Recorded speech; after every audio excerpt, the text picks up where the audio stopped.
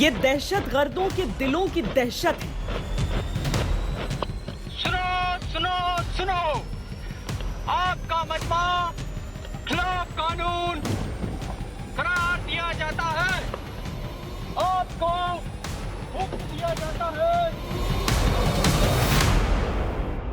ये देश के अमन के पहरेदार हैं।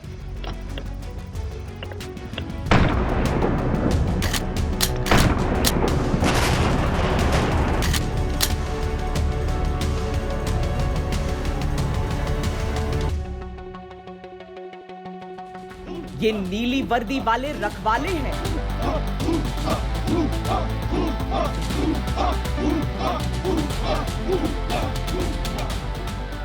ये सीआरपीएफ की रैपिड एक्शन फोर्स है।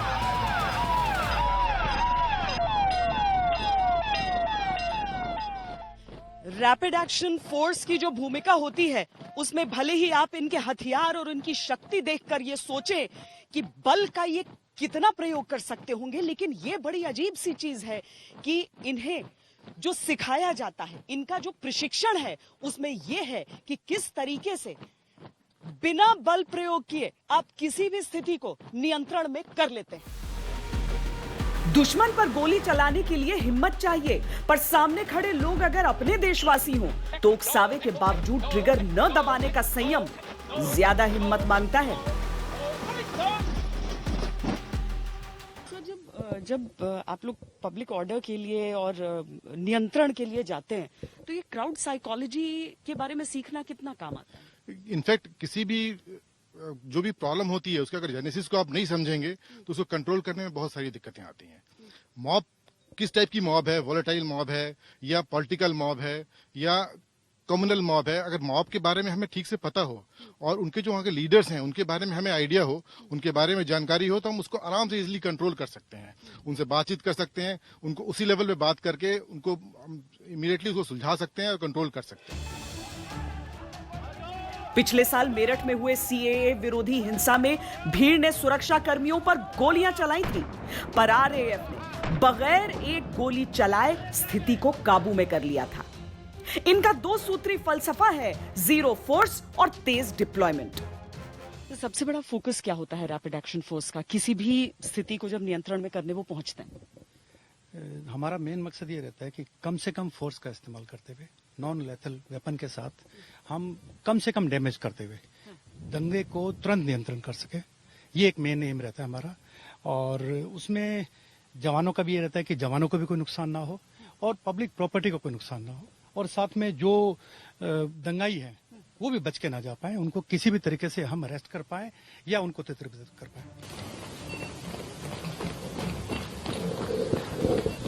जिस तरह की इनकी डिप्लॉयमेंट होती है उसमें सबसे अहम चीज होती है समय, वक्त, यानी डिप्लॉयमेंट के लिए कितने कम समय का इस्तेमाल हो रहा है। रैपिड एक्शन फोर्स अपने आप को इस बात को लेकर इसमें गर्व महसूस करती है कि इनके डिप्लॉयमेंट का समय 0 है, यानी जल्दी से जल्दी।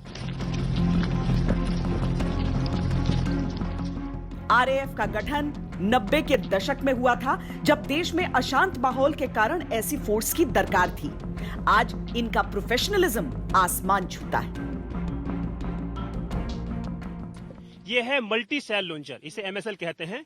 इसमें एक बार में ही 6 सेलों को भरकर हम फायर 1 बाय 1 कर सकते हैं। इससे हमारे समय की बचत होती है, ताकि अगर गैस गन में हम एक ही बार में एक ही हम सेल फायर कर सकते हैं, लेकिन इसमें एक बार में 6 सेल फायर करके 1 बाय 1 बिना समय को नष्ट किए हम सेलों को फायर कर सकते हैं। ज्यादा क्राउड जहां पर हो और आपको जल्दी से जल्दी जहां ये सर। उसके बाद नेक्स्ट वेपन हमारा आता है पंप एक्शन गन। इसमें भी जो 12 बोर मुनिशन होता है, राउंड होता है, वो राउंड में फायर किया जाता है। इसको पूरा नाम पंप एक्शन गन है। ये भी हमारा नॉन लेथल वेपन की श्रेणी में आता है। इसे एंटी राइट गन कहते हैं। इसमें हम जो प्लास्टिक पैलेट होते हैं उसको हम फायर करते हैं। क्राउड अगर हमसे कुछ दूरी पर है तो इसमें हम जो प्लास्टिक पैलेट होती है वो टुकड़ों में इसमें कंबाइन करके फायर करते हैं, और नॉन लीथल वेपन द्वारा हम उसको फायर करते हैं। अधिकतर मतलब नॉन लीथल वेपन्स का ही लीथल वेपन है हमारे पास। एक ये लीथल वेपन की श्रेणी में आता है, ये इंसास है, लेकिन इसका राउंड भी हम उसी स्थिति में फायर करते हैं कि मजमे को कम से कम हानि हो। बेसिकली कमर या घुटनों से नीचे हम इसका इस्तेमाल करते हैं। यूनाइटेड नेशंस की ओर से शांति बहाली के लिए दुनिया के बाकी देशों में भी ये तैनात किए गए हैं। 1995 में हाइती, 2000 में कोसोवो और 2007 में लीबिया गए।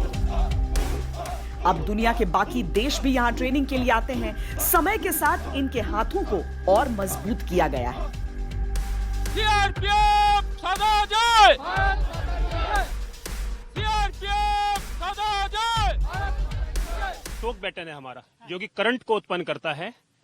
अच्छा, यानी इससे करंट लग सकता है। ये दिखाएंगे स्विच इसका यहाँ हाँ पर। बिल्कुल, यहाँ जी। देखिए इसमें नीचे स्विच लगा हुआ है। इसमें 12 वोल्ट की बैटरी इस्तेमाल होती है और इसमें करंट उत्पन्न होता है। यहाँ से। हाँ, यहाँ जो ये दो नोब दिखाई दे रही है, यहाँ से करंट इसमें उत्पन्न होता है। दाएं मार्कर ग्रेनेड।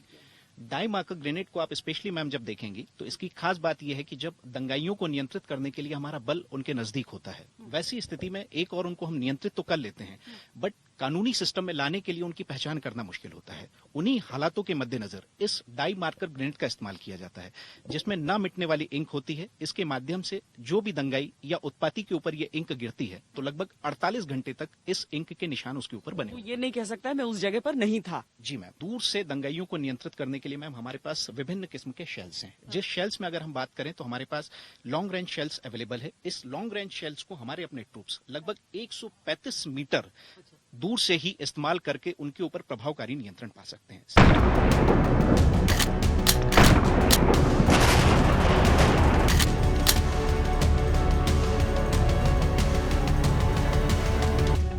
सीआरपीएफ के भीतर से निकलते हैं रैपिड एक्शन फोर्स के ये जवान।